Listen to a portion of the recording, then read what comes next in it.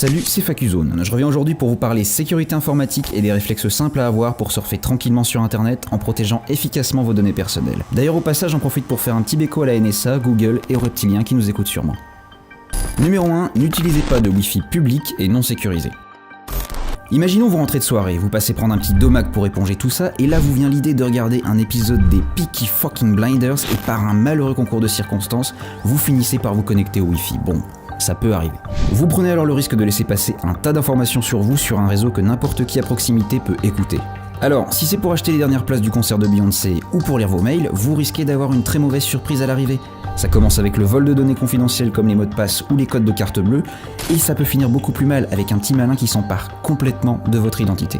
En plus de faire beaucoup de mal à votre quotidien, ça transformera le reste de votre vie en véritable enfer administratif. Donc n'oubliez jamais ça. Méfiez-vous des Wi-Fi gratuits, et si vous n'avez pas d'autre choix pour accéder à Internet, utilisez un VPN pour crypter vos connexions.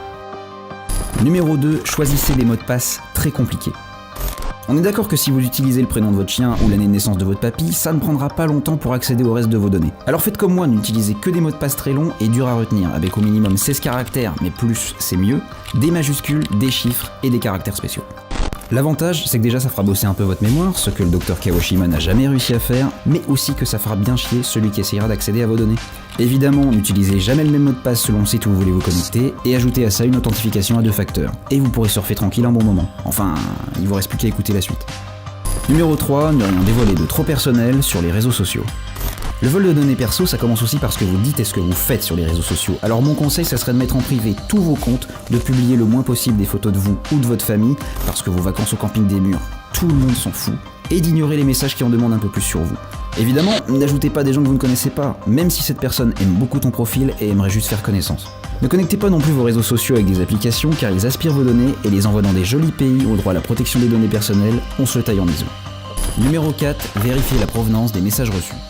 Encore une fois, c'est capital de se méfier des liens et des pièces jointes venant d'expéditeurs inconnus.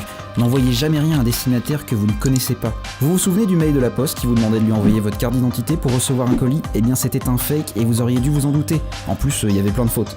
Et de la fois où vous avez gagné un iPhone et qu'ils avaient besoin de votre adresse pour vous l'envoyer. Non, vraiment, vous y avez cru. Si vous demandez de signer là, vous le feriez? Ah d'ailleurs, ça me fait penser. Lisez bien les CGU des sites que vous utilisez. Je vous comprends, personne ne lit vraiment les CGU. C'est long, c'est chiant et il y a plus d'action dans un épisode de Derrick. Mais c'est quand même important de comprendre ce qu'il y a dedans, parce que déjà, vos droits en dépendent et que certains sites ne se privent pas de collecter vos données pour les revendre. En plus, vous pouvez rien dire parce que vous les avez lus et acceptés, je vous rappelle.